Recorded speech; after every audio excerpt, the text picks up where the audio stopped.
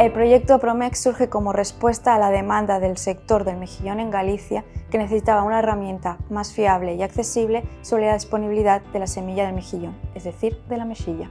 O que temos que ter en conta que en realidade esta cría, esta semente de mexillón que se recolle nas pedras, supón o 70% máis ou menos do recurso co que se inicia o cultivo de mexillón nas bateas.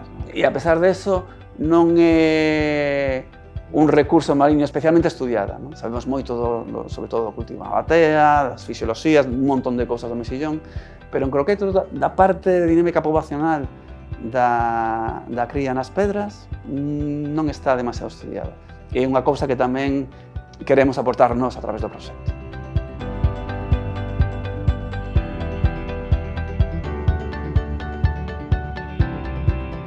La gran variabilidad en la presencia de larvas genera incertidumbre en la planificación del cultivo, por lo que era necesario ofrecer una herramienta práctica que ayudase en la toma de decisiones.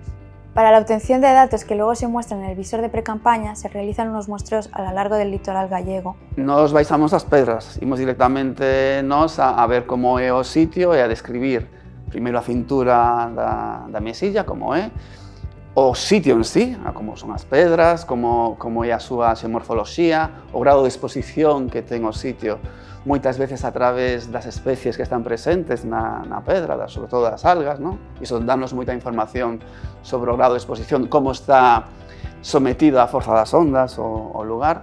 E despois, utilizando unhas plantillas visuais, decimos, bueno, pues este sitio ten unha cobertura do 70%, ten o 20%, non? E é un método sinxelo e rápido que nos permite abarcar unha parte grande de costa en pouco tempo e usar valores comparativos. Podemos comparar entre sitios dun xeito obxectivo.